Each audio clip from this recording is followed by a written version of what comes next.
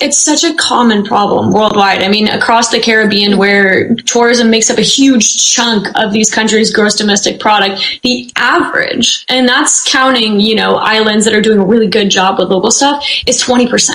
And I think I wish more tourists were aware of this fact, because everybody thinks usually, oh, I'm going here, I'm spending my money here, that means the locals must benefit. But really, like, tourism leakage, which is this process of you coming in, spending your money, and it going all the way out elsewhere to a giant corporation, is a huge global problem. And it's something that has like plagued my mind for so long.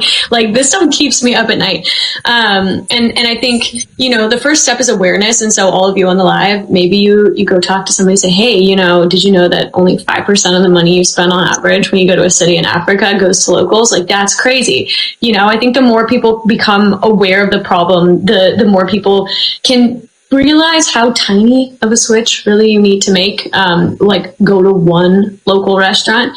And I think also it helps kind of hit back at the stereotype that the local stuff is not as high quality as the corporate stuff, which corporations did a great job marketing that to all of you. And so, yeah, I think that leakage is the biggest threat to social responsibility and sustainability in the industry overall, because it's a thing that puts a big barrier in place to prevent locals from having the funds they need to take the initiative to protect the environment, or take the initiative to put in place a cultural preservation program so that their culture doesn't get whitewashed in a lot of like tourist shows and things like that. And so I think if there's any issue in tourism that we should all be talking about, it's the one that no one wants us to talk about, and it's where the heck does your money go, and do you know where it goes, and if not, can you figure it out?